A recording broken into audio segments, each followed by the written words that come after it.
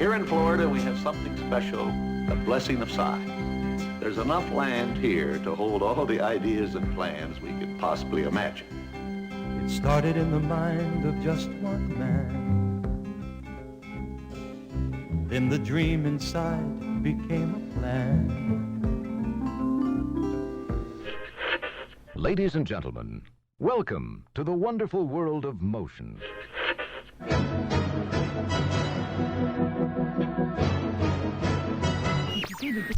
Let's listen to the land we all love. Nature's plan will shine above. Listen to the land, listen to the land. Body probe Zulu 174 is ready for boarding in bay number 1. It's fun to be free, to be on the move. We welcome you to the living seas. We welcome you to Seabase Alpha.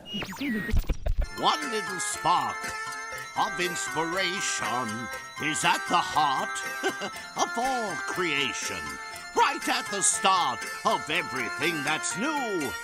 One little spark lights up for you.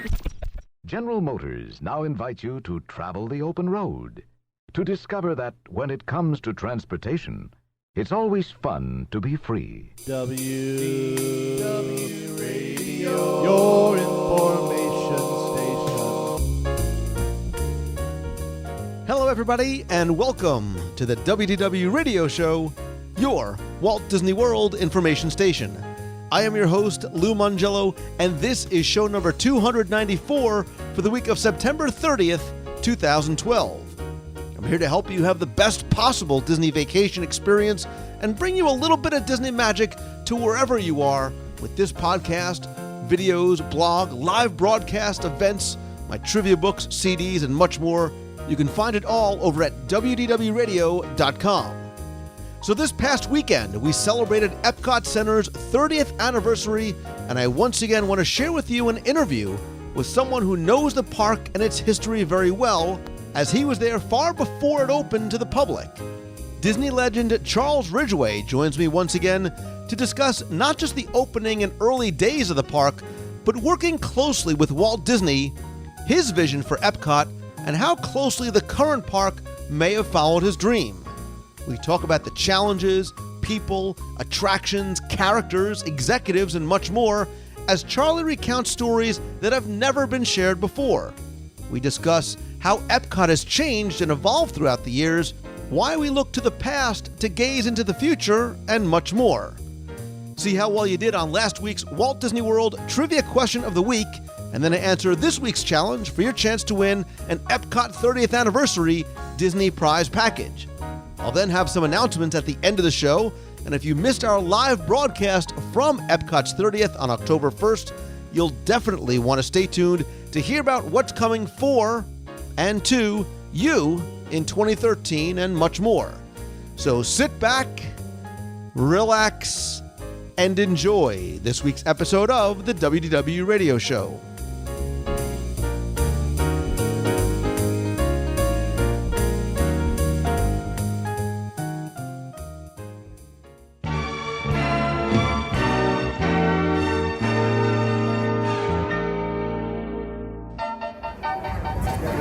As we begin to count down literally the hours to Epcot's 30th anniversary on October 1st, I'm sitting here outside the American Adventure Pavilion, thinking back on 30 years of Epcot Center history. And today I am so thrilled to be joined once again by somebody who was there not just on the day it opened, but very early on beforehand. And he is Charlie Ridgway, a man who is not just a Disney legend, but who has been there since nearly the beginning. He joined Disneyland's publicity in 1963, was the director of press and publicity for Walt Disney World while it was under construction, and was here for the launch not just of Walt Disney World, but certainly Epcot Center in 1982, and again was eventually named a Disney legend many years later. So I'm thrilled once again to be sitting here in Epcot Center with Disney legend Charles Ridgway. It's good to be here still. And so, I wanted to talk to you around this time as we're celebrating. I'm sure you probably can't believe that 30 years has gone by, but as somebody who, let's sort of go pre-Epcot, as somebody who worked for Walt and with Walt so closely. You know, when we think about the genesis of Epcot Center, the theme park, we can't help but go back to this idea of what Epcot was, the city. Can you talk to us a little bit about maybe if and when you start to hear about the plans for the Florida project beyond what was going to be the Magic Kingdom?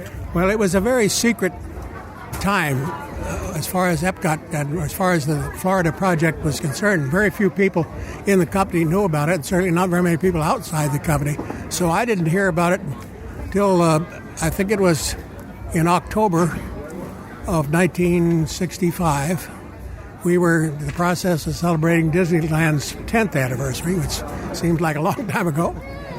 And we were bringing a group of press people from Florida. Somebody called the night before and said, "Hey, is you having some Florida press coming out tomorrow?" "Yeah, sure, well, yeah." They said, "Well, you can't tell them anything about the Florida project." And I said, "What Florida project?" So, as it's pretty obvious, I didn't know. I said, he said, "Well, if you don't know about it, you can't tell them." I said, "Well, but they're going to talk to Walt tomorrow." And they said, "Well, that's Walt's problem," and it was. The reporter for the Orlando Sentinel probably had more to go on than any of the rest of them. Started asking questions about was Walt doing something around Orlando and so forth. He sort of shifted around and dodged the question and so convinced her at the end of everything that there really was something to it. So she sent a story back that night by teletype, was the way to communicate in those days, to the effect that she believed that Walt Disney was planning a project in Florida. And then proceeded to talk about a lot of things about Disneyland that might be the basis of what was going on down here. They ran that story on Sunday morning with a little tiny headline down at the bottom of the front page. Didn't make much sense because there had been a lot of rumors around at that time.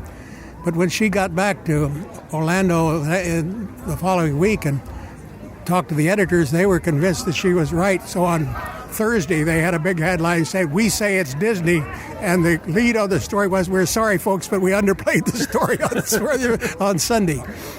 Anyway, that began a long series of things. I wasn't involved in it for quite a long time until April of 1969. And they scheduled a press conference down here and had a press from quite a large area of the country that came down for this event. And I was invited to come down and help stage this press event for a period of 2 or 3 days. So we came down, and the first time I had seen or been anywhere near, in fact, the first time I heard about Orlando, I didn't know what it was. So we came down and we took them out to a hotel in the west side of town, and we had a theater event for them, and we set up models and so forth, and then brought them out here to the property. The first time I came out was in a Jeep. We were going over dirt roads, and I knew that they had started construction. And I kept saying, "Well, where is it?" we were gone and on and on and on. And finally got there, and here was this big place, and they had dug out, which is now the Seven Seas Lagoon, and they'd started stacking up the dirt where the Magic Kingdom was, but that's really all that was there. So we brought the press out and took them up on top of that mound of dirt so they could look at it. And they were pretty impressed, I think. We brought several press groups down during the coming months and a year and a half, and most of them decided that this would never get done. It was rotten down to the last minute. With Epcot, as it has been, I think, on most of our projects, it also was pretty much down to the last minute. It was a bigger project. It covered more area, and it cost more money, and a lot of other things, and it was more innovative. The idea of an experimental community of tomorrow, which Walt talked about, didn't seem to be practical in light of the changes in voting laws and all kinds of things that had taken place in the meantime. So we decided to go forward with a place where we could envision the future in the way that Walt had, and also to take on various aspects of the cultures of the world and combine the two into two parks that could be separated someday if they wanted to. In early 1979, we went out into a muddy field in the middle of nowhere. Couldn't get to it. There was no roads. We had to build a path using pine needles to support the buses that brought our press people in. And we set up a model of Spaceship Earth, or at least a picturization of it, a two-dimensional model. It was made out of Christmas garland, I guess, but it was the size and roundness of Spaceship Earth with a kind of a geodesic look to it. We brought in a General Motors' largest dirt hauler they had to raise the truck bed up and roll down a sign that said Epcot opening October 1981. From then on, it was hell-bent for election. We first of all discovered that where we had decided to have World Showcase, there was a big mud puddle in the middle of it, about 100 acres of mud puddle or swamp that the unstable earth was like 30 feet deep, so we had to dig all that out. So we decided, well, let's have a lake. So we built our showcases around that lake, and it has proved to be a great advantage. During that couple of years while we were under construction, we had lots of interest in it. Lots of press people came out. President Nixon, just after he left office, came out and visited the place, and Paul Harvey and a lot of other news people. New York Times came and did their architectural critic came and did a piece on it. And the Architectural Digest editor was enthralled with the idea and came and did a piece on it. So there was a lot of interest in it, despite the fact that it wasn't in a real living city, and as a lot of people thought Walt meant. We're not really sure what Walt really had in mind in the long run, but I think it's some of the things that we've accomplished. I know in the first press conference that he held on it in the fall of 1965, a couple of months after that occasion when that group came to California, he talked about building two cities, one a city of ordinary, everyday city, and another a city of tomorrow where people could come and see a way of life that they couldn't find elsewhere. So we think that in many ways what we did with Epcot, which we originally called Epcot Center to differentiate it from Epcot, was part of what he really wanted to do. Had he been around to do it, I don't know what we would have been able to accomplish with him, but certainly what we accomplished without him, I think, was extraordinary, has proved to be a worldwide attraction, has drawn millions and millions of people, is equal in popularity to the other parks that we have around the world, and I think has turned out better than I might have expected. I remember the morning that October 1st, when we first let people into the park, we delayed our grand opening for 3 weeks after that, but on that morning we had 30 or 40 press that I was conducting on a tour around the circle of the showcase, well, all of it, but the circle of Showcase the Good. So we're coming up over on the other side over there near France. Some guy was coming down the opposite direction, and another guy was going the same way. Where? He said, "What's up there?" He said, "Oh, just a bunch of restaurants and shops." Well, I think he overlooked a couple of things, but it has turned out to be great entertainment. I think great educational value, but not trying to beat people over the head with it, but giving them some sense of the cultures of various countries. We set out originally to try to get the countries themselves to sponsor their pavilions here, and it was a major investment, as similar they've done at World's Fairs. But it turns out most of them have laws that don't allow them to commit for more than a year at a time, so they couldn't take on this, where they could do a World's Fair, but they couldn't do this one. So the countries themselves, the governments, couldn't participate by and large, except for Morocco, and there was some later on participation of Norway in the Norwegian pavilion, but indirectly. So we went to various companies within those countries and got quite a bit of very meaningful participation, which enabled us to build as much as we did. You know, it's interesting. A couple of things that struck me was, that was sort of the first time really that I've heard, because people talk about Walt's vision of Epcot the city and Epcot the park is so far removed from that, but it sounds like it's not. It sounds like something that very much. I think it's very much what he had in mind. He wanted to give people a chance to see the world of the future and the world around them. And the World Showcase was a part of his original thinking. Originally, it was going to be the original concept. There would be a major convention hotel at the center of things, and around that would be international shopping and whatnot. I think this goes a step beyond that. And I think one of the things that we accomplished here was having representatives of each of those countries, young people who were directly from those countries, be here to meet and talk with the people who come here from all over the world.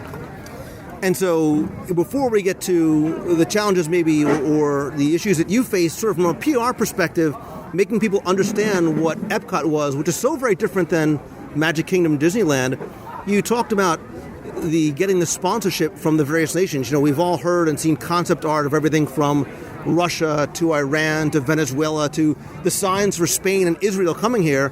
And some of those challenges were not necessarily just simply financial, but what the countries themselves were able to commit to do. Well, I think one of the things that was kind of a contest between the two was that the countries, being used to doing exhibits at World's Fairs and whatnot, wanted to do things where they could show off their industry and exhibits on their agriculture and all these kind of things, which are in a way kind of deadly dull. We wanted to put entertainment into it, so we didn't have a meeting of minds in many cases along those lines, but we were able to work out so that the countries, I think, were quite satisfied with what we did with them and for them. In the case of Germany, their original concept was they wanted to build big modern steel buildings and whatnot. That's modern Germany, they said. Germany isn't this quiche business of little thatched roofs and whatnot. And we said, yeah, but if you do that, every country's going to look alike. So we built the country around their traditional heritage and what people see and think of when they think about going to those countries. So we've moved inside, out of the rain. Things sound a little bit different in here. But, Charlie, we were talking about before Epcot opened and getting the sponsorships and getting the countries in here and how some were planned, some never came to be, and we can talk about that as sort of we look back on 30 years. But beyond the press events and having the media come in, what was it like on opening day? What was October 1st like when you have guests coming into a park that is so different from anything else they were used to seeing or experiencing, whether it's Disneyland or Disney World or what they saw Walt talking about as kids about the theme parks on TV?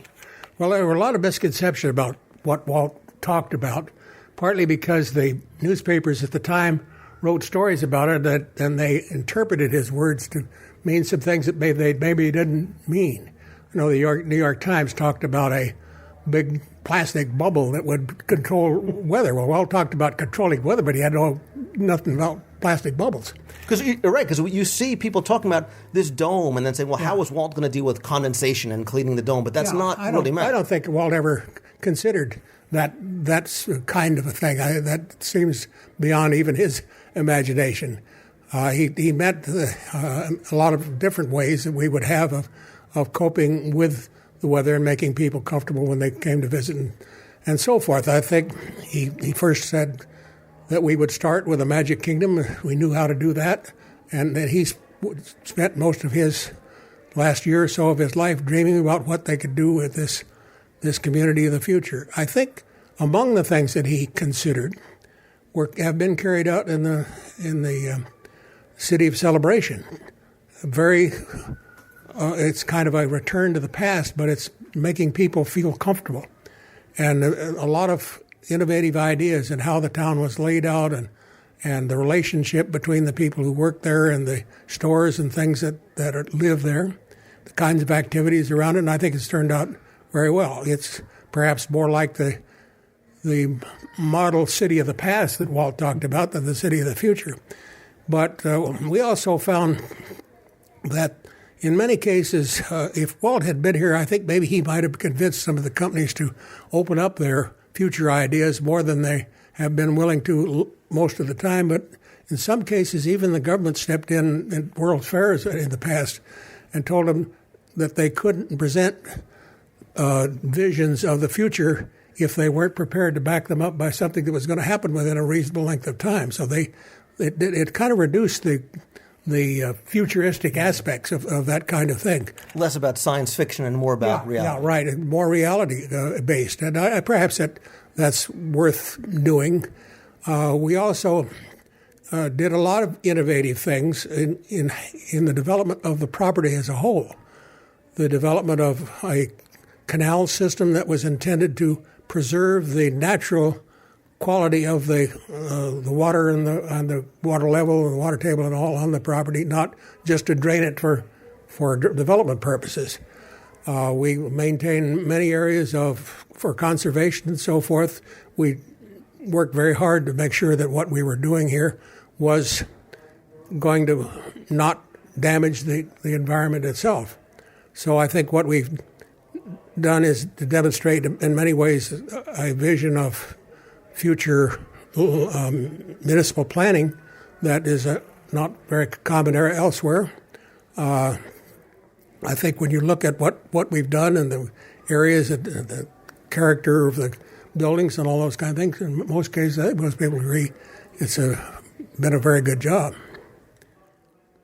Well, and you talked about sort of this use of future technology, and as you were getting towards opening day, a lot of that even was in place in things that you were doing. You had we've talked in the past about the use of the satellite trucks and how you were able to bring that opening day experience. That was almost accidental in a way. It came about at the right time, and we heard about it or found out about it in time to make use of it. And up until that time, you had to use very expensive television cables in order to do television live broadcasts, and they did it with some football games and things like that. But for us to have been able to connect here for the opening of Epcot, whatnot, for a cable would have been very expensive. But we talked about it. We talked about trying to link up the boardrooms of the various companies that were involved in the sponsorship for that October 1 beginning.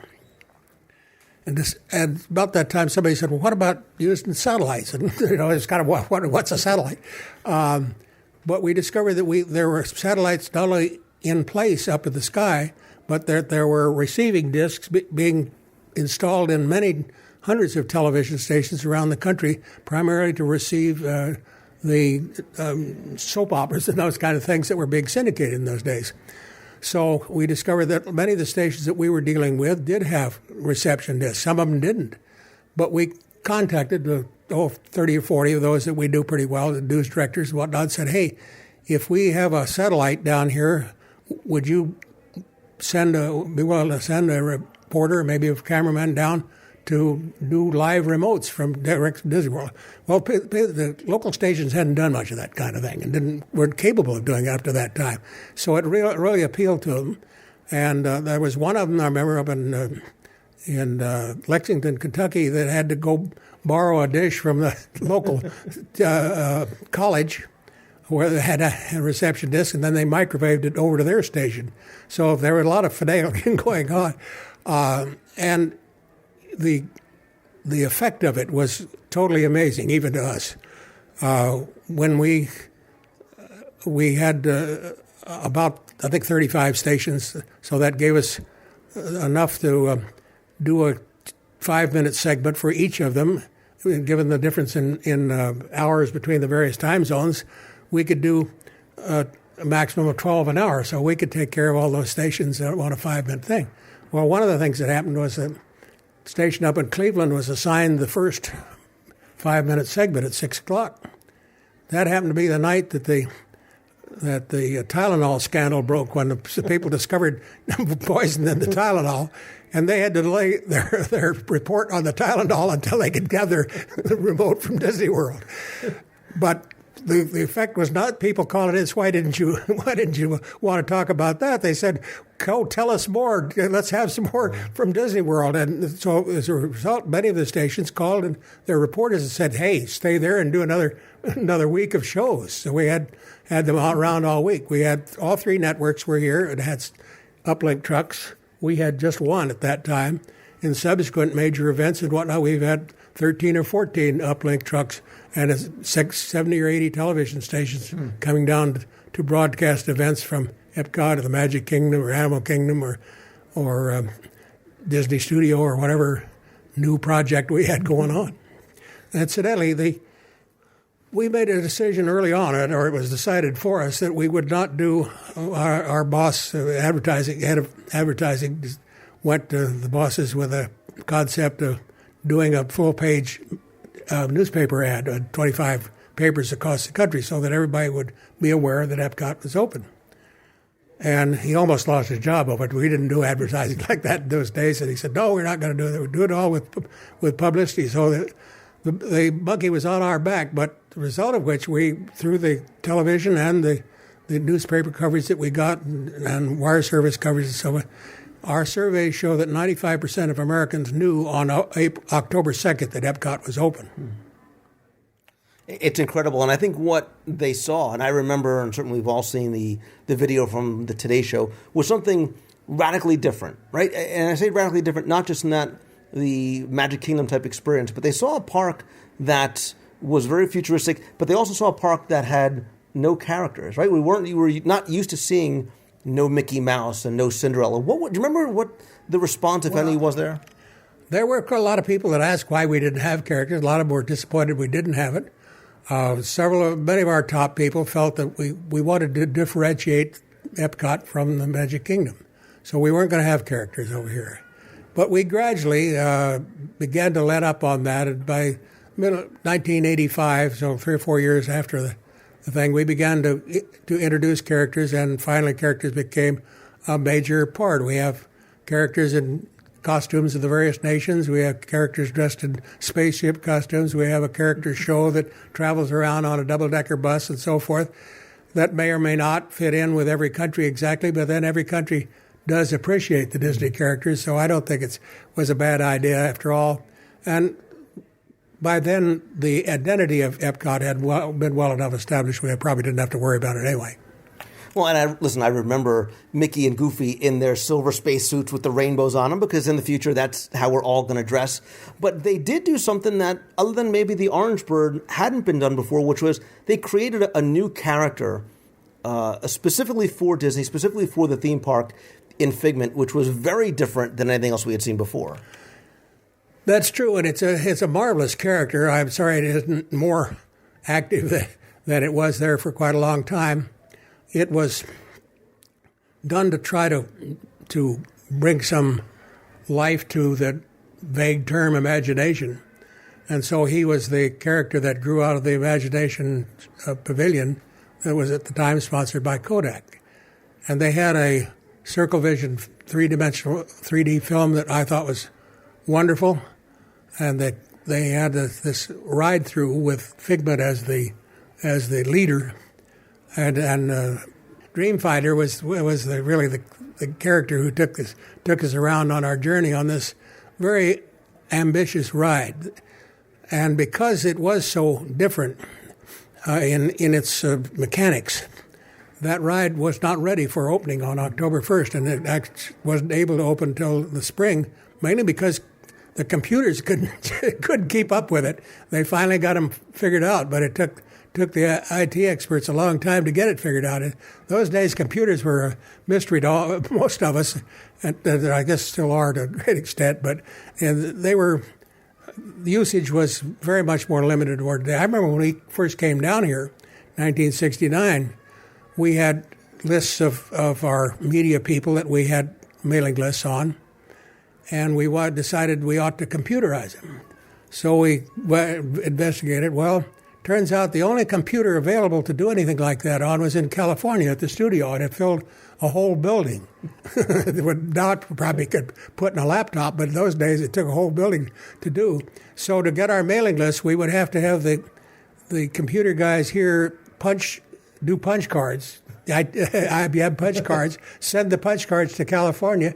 They would run it through the computer and print out the labels for us and send them back. It only took 2 weeks to do it.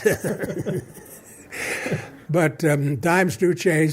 Since I began work, I remember when we got our first copy machine, fax machine. Took 6 minutes to transmit a page, and it was on yellowish paper that was ugly as sin. And by the time we got to Epcot, why, we had a very interesting show. And I keep trying to remember whether it was Honeywell or somebody that doesn't make computers anymore that was sponsoring it, that showed people how computers work. Sperry, the Studio Computer. Yeah, Review. you're right. Your memory's better than mine. I've been trying to remember that for 2 weeks. We've had a lot of changes in our participants and so forth, partly because the whole generation of industry has changed terribly in the last 20 years or so, but we still have some very fine participating companies that enable us to continue to build and do more and more. You've seen so much since joining the company in the 60s.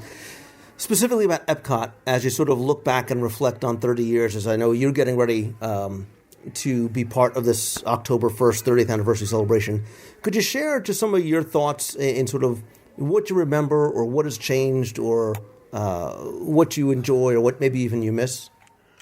Well, of course, we've added a lot more. The land was the only pavilion on the west side of Epcot Future World that was finished at the time. Spaceship Earth was done, pretty much like it is today. And on the other side, the Energy Pavilion and the Transportation Pavilion and a GE futuristic space probe ride called Horizons were open, but those were all that were open there. In Communicore, there wasn't very much going on there. And since then, we've made major changes, I think, and great improvements in helping people understand the technologies of the future in the area which I helped name. I helped name it. I can't remember the name right now, but anyway, it's Innoventions, a combination of innovation and invention. I think it's the only name of many that I came up with that really got adopted fully. But they put in all kinds of computer types of things, mainly, that help people understand the technologies and how they will be working now and in the future, and made it fun to do with games and so forth. And we had a House of the Future.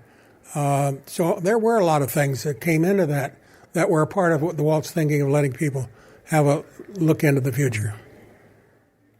You mentioned things like a Studio Computer Review, Dreamfinder, Horizons, Communicore, a lot of these things that obviously are not here anymore. And I think what we see is, especially maybe over the past 5 years or so, there has been this incredible sense of nostalgia that Disney enthusiasts and the fan community really seems to be excited about. And we're seeing the return of certain things like the Orange Bird, but even now as we celebrate Epcot's 30th, we're seeing those original retro logos come back and sort of this resurgence of the Dreamfinder character. Why do you think that is? Why do you think there's this sort of return to nostalgia and sort of missing some of those things that, like a Horizons, is no longer here? Well, I think all of us think of our childhood and early years when our ideas and dreams were formed with considerable wealth we like to look back with those things. I remember we'd like to be able to tell our children, when I was little, this is what the way it was. You see that in some television advertising these days. I remember Jack Lindquist, who was my mentor for many years and head of Disneyland at one point, told me that he thought the reason that the Hollywood Boulevard was as successful as it was when it was built at the Disney MGM, then the Disney MGM Studios, is because when Disneyland was built, Grandpa could come along with the kid going down Main Street and say, "Yeah, I remember when we had horse-drawn streetcars." Well, by the time we got to 1989 and the studios, there weren't very many grandpas who could remember the horse-drawn days, but they could remember those days of glamour on Hollywood Boulevard and so forth. So they could tell their children about it. But there's great great wealth in nostalgia, and I think we make the most of it in many cases. I know, for me, Christmas doesn't come around until I get to the Magic Kingdom and see it all decorated up in Dickensian type of adore. And so, you personally, Charlie Ridgway, the man who was here when it was a mound of dirt, the man who was here when it was opening day, and has seen so many changes in 30 years, just share with us as you sort of reflect back on the things that either Epcot means to you, or the thing that you that inspires you about Epcot, or the thing maybe that you personally miss or enjoy the most. Well, I think there are two major events covering several weeks each year. One is the Food and Wine Festival, which is on now, and one is the Flower and Garden Festival in the spring. Both of which I really pushed for. In fact, when we opened Epcot, we started a thing which we called World Fest, and it turned out to be a dud, but mainly because at the time we weren't allowed to bring food out onto the circle around in front of the pavilions and really make a festival out of it. Among the we had a rotating, each month was a different country. I remember, I think one of the first ones was Mexico, and we had a group of acrobats who came up, and one of the things they did was install a 30-foot pole that they performed on, and they insisted on burying some live chickens at the bottom of the pit that they put the pole in to drive away the evil spirits that might cause them to fall. And later on, we had an Epcot circus, which we had elephants tromping through the place and aerial performers death-defying. We had some wonderful shows out on the lagoon, which involved lighter experimental aircraft and dragon boats, and we had to give up on that because the lighter than air, what do they call them, ultralight aircraft, proved to be a little too dangerous to take a chance on flying them over large numbers of people. So we evolved into what's a wonderful show at Epcot, one of my favorites, nightly out on the lagoon with a huge globe lighting up and fireworks and so forth. So it has proved to be an extremely popular event and a mainstay of Epcot entertainment. But we had a lot of those things in the past that were also unique and terribly adventurous in their own right. All right, so my last two questions are for you. Number one, the nostalgic Charlie Ridgway. If you could bring one of those things back, whether it's a World of Motion, the Daredevil Circus, whatever it may be, what would it be? And going forward, since we're both food people, if you could bring one country into World Showcase, what would it be?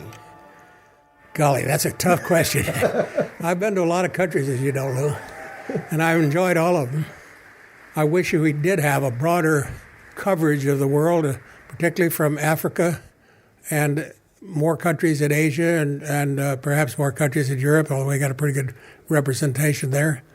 I don't know that there are any of them that are missing that were so important that it ruins it for me by any means. I do think that I would love to be able to bring back that dragon boat show and the flies over. That was an extravaganza, and I really can't imagine how we ever pulled it off. The circus was it was a circus, The circus is a circus, but this was one that was a show like nobody ever saw before, probably never will again. As far as major attractions are concerned, I thought Horizons was pretty good. I'm sorry that we don't have the Life and Health Pavilion anymore, because I think that's a major segment of life that we're missing. If you look at what we're spending money on in these days, our health is the major expenditure. So to be missing is I think a sad thing. I don't know who we can find that will help us to put it together. But I thought the one that we did was a tremendously entertaining and valuable show. I agree, and I think you made a lot of people very happy when you mentioned Horizons, because for a lot of us, that was what... Yeah, I haven't been, I'll confess, I haven't been on the new Space. Mission Space, because it's just a little bit beyond me at 89 years old. But Horizon I could take, and I thought was kind of an interesting vision of the future. And as we see some of the pictures coming back from Mars these days, you begin to wonder how much of that might take place one of these days.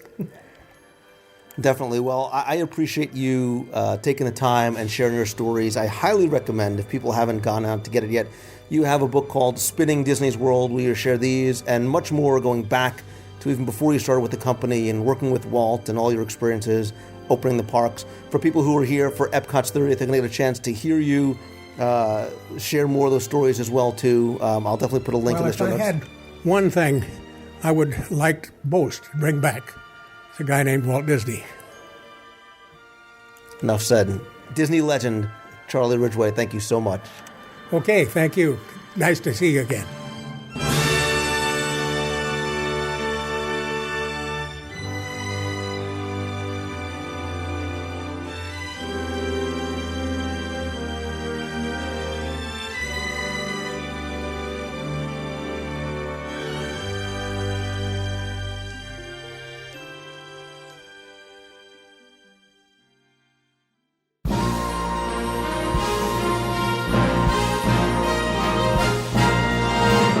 It's time for the Walt Disney World Trivia Question of the Week, where I invite you to challenge yourself to test your knowledge of Walt Disney World history.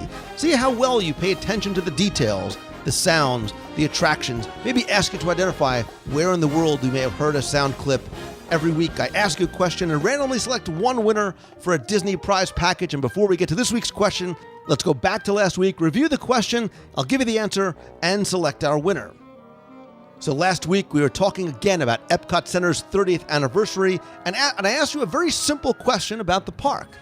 And that was, what was the very first Future World attraction to be added after the park's opening date? Now again, hundreds of you, and thank you so much to everybody who played, responded, and pretty much all of you know that all it takes is one little spark of imagination, because Journey into Imagination was the first attraction to be added after the park's opening. Now remember, although the Imagination Pavilion opened with the park on October 1st, 1982, the only attractions in there were the ImageWorks and the 3D motion picture Magic Journeys. Journey into Imagination wasn't ready, so that didn't open until March 5th, 1983. Horizons opened up later that year, as well as New World Fantasy, the Epcot Outreach and Teacher Center, and lots more. Living Seas opened in 1986. Test Track opened in 1999. Again, thank you and congratulations to all of you who played. The winner this week receives a copy of all of my audio walking tours of Walt Disney World, a WDW Radio luggage tag, button, pin, and a Mickey's Not So Scary Halloween Party limited edition Sorcerers of the Magic Kingdom card. And our winner this week is Jim Delsner. So Jim, congratulations. Please send me your information. I'll get your package out to you right away. If you didn't win, that's okay, because you have another chance to play right now. So as long as we're still in Epcot Center and I'm in a nostalgic kind of mood, this week's trivia question isn't really a question at all, because all you need to do is identify where in Epcot the following clip came from. I'm used to being taken for granted. Blink, blink, breathe, breathe. Day in, day out. Never a thank you, never a job well done. Gee, I'm sorry. I had no idea. Hey, wait a minute. What are all these things? Dreams, sir. You're in the sleep mode. You should have had this in class. This looks pretty simple. So, all you need to do is email me at contest@wdwradio.com. You have until 11:59 p.m. on Sunday, October 7th, to email your answer. This week's prize package is going to include not just my audio tours, a luggage tag, and a button, but an Epcot Center 30th anniversary button and a souvenir map, only available on that day to park guests. Great collectible. It's a fold out, has all the old Epcot Center maps. Really, really cool. You can even hang it up on your wall. Again, you have until 11:59 p.m. on Sunday, October 7th to email your answer to contest@wdwradio.com. Good luck and have fun.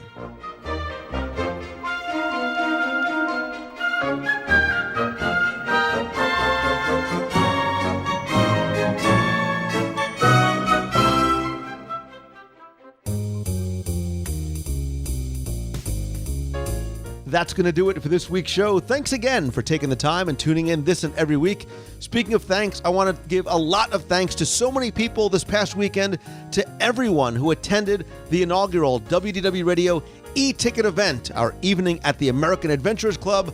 I say to you, Pasha, and thank you again. And thank you to everybody at Disney and all the cast members who made such a fun, incredibly memorable evening possible for us all. Again, thank you so very much. To everyone who either contributed, spread the word, or donated as part of our annual Dream Team Project charity online auction to benefit the Make-A-Wish Foundation of America. Our online auction ran from Friday to Sunday, and in that short amount of time, you all raised more than $7,800 for the Make-A-Wish Foundation of America. All that money goes directly to them and will help more than one family get to come down and experience a trip to Walt Disney World. It is so very important to me, and I am humbled and grateful to all of you who took the time and contributed to make that happen. On Saturday, we had the meet of the month. Again, big thanks to so many of you, so many new friends too that we got a chance to meet that braved the heat and humidity and came out to the American Adventure. Had a great time getting a chance to meet and chat with you. Also to everybody who's on the WDW Radio running team that ran everything from the 5K to the kids races to the Tower of Terror 10-miler. I am grateful and proud of all of you. All that you do as part of the running team, again, benefits the Make-A-Wish Foundation. And look, congratulations to everybody who made it to the starting line. Whether you finished first or last or not at all, you all deserve that medal, and you should be very, very proud. A tough weekend to run, again, because of the heat. To D23, the legends, Imagineers, the current and former cast members, and all the people who'd made Walt's dream of Epcot possible. Had a great time at the D23 events on Sunday and again on October 1st. And that day, to everybody who came and joined us for the live broadcast, whether you're in or out of the box, thank you so much for taking the time to join us for some great announcements, including the auction totals and the winner. If you missed it, I'll post the video in this week's show notes over at wdwradio.com/294. But if you missed it, I want to share with you just some of the announcements that we made that day, because again, as I said in the intro, they are for and maybe coming to you as well. So as I've said from the very first podcast I've ever done, and even before then, at the old DisneyWorldTrivia.com forums, I have always felt and I believe that you are my friends, whether we have met yet or not. And in fact, you are part of my extended family. That's how I look at you. And whether we're friends on Twitter or Facebook or wherever else it may be, I still believe that nothing beats a handshake and a hug. And that's why I love the Meets of the Month, which we've been doing for almost 4 years now. And some of the other events, like the e-ticket event, the 24, 40-hour shows, other things that we've done in and around Walt Disney World, I want to keep those going because it's a great chance for me to get to meet you and you all as part of this family to get a chance to meet one another as well. But in 2013, we're going to take that concept, we're going to take that handshake and a hug and doing more concept and do much more. And we're not going to be limited to just Walt Disney World. And again, to briefly recap the announcement that we made, we're going to be doing a number of special things, not just in the parks with things like Meets of the Month and special events like the e-ticket event, but we're also going to be taking WDW Radio literally on the road. We're going to be doing events in other locations, not just confined to other Disney theme parks, but other locations around the country.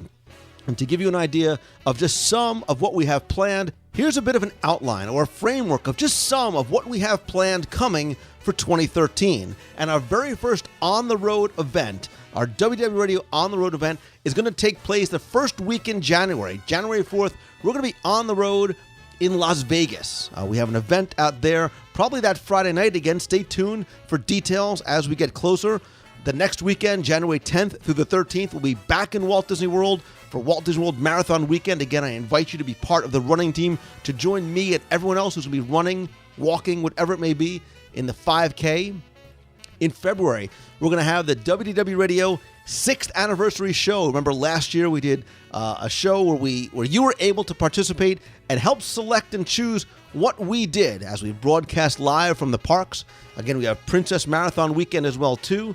Also, this spring, we are going to have our inaugural WDW Radio charity mini golf tournament. I am not a golfer. I am not built to be an athlete, but I love mini golf, and we're going to have a miniature golf tournament, not someplace like Fantasia Gardens, which is very, very difficult, but a really fun place like Winter Summerland in Walt Disney World. We're going to do it for charity, have a lot of fun. Stay tuned again for more information as that starts getting closer.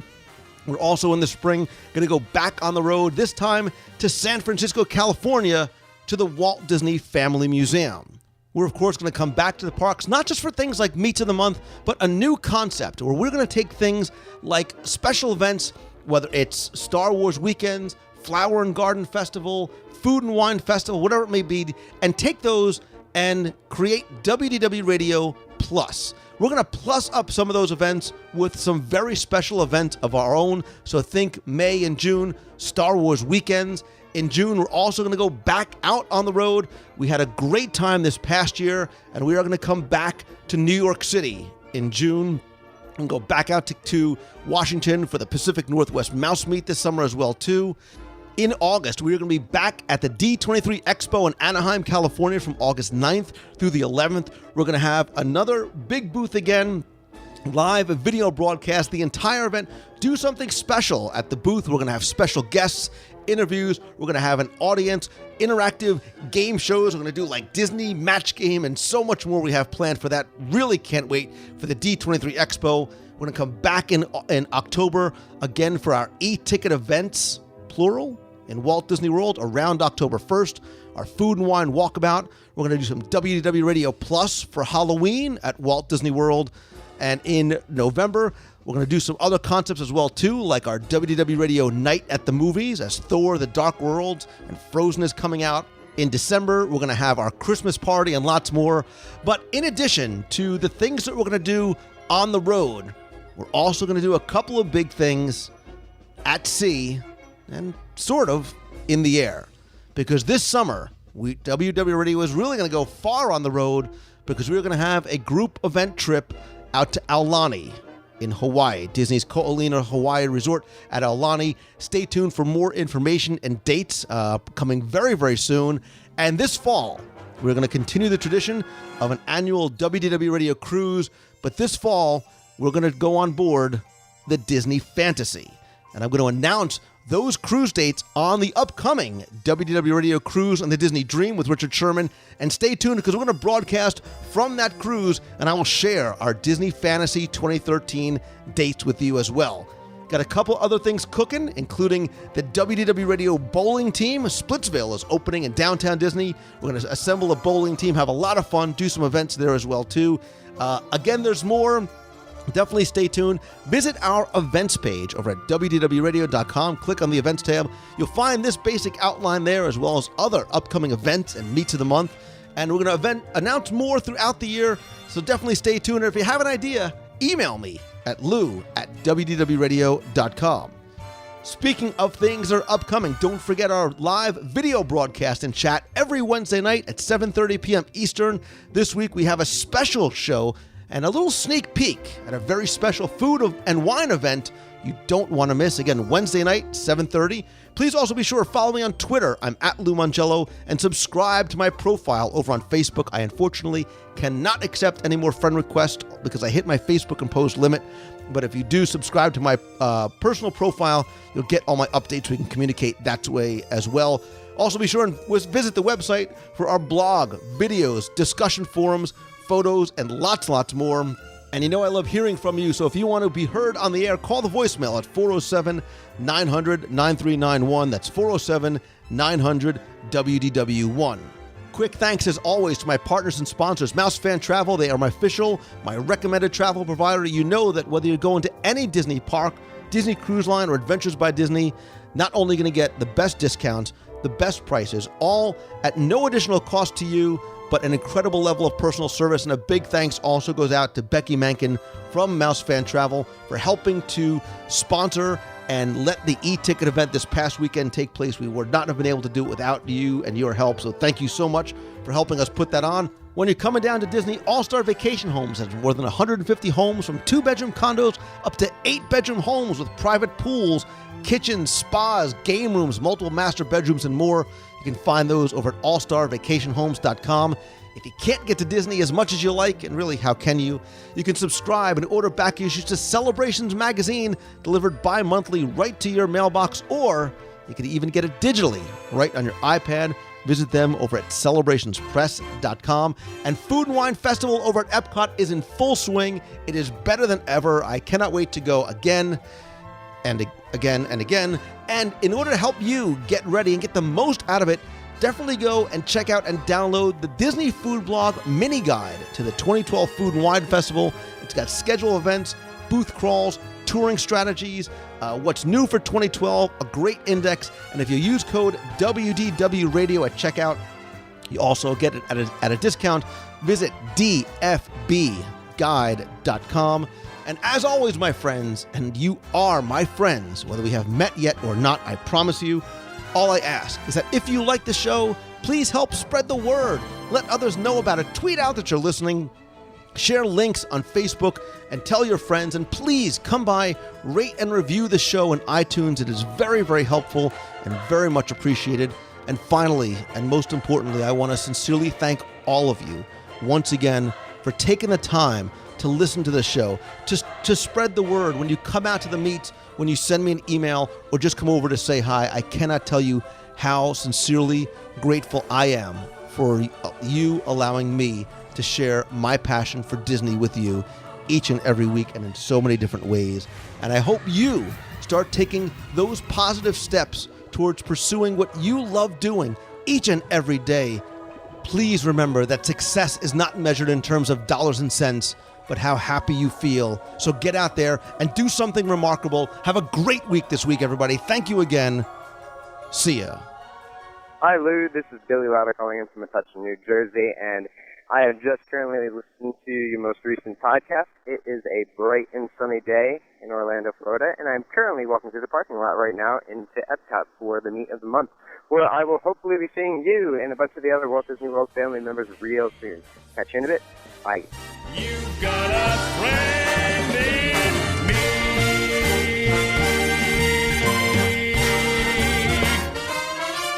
Yeah.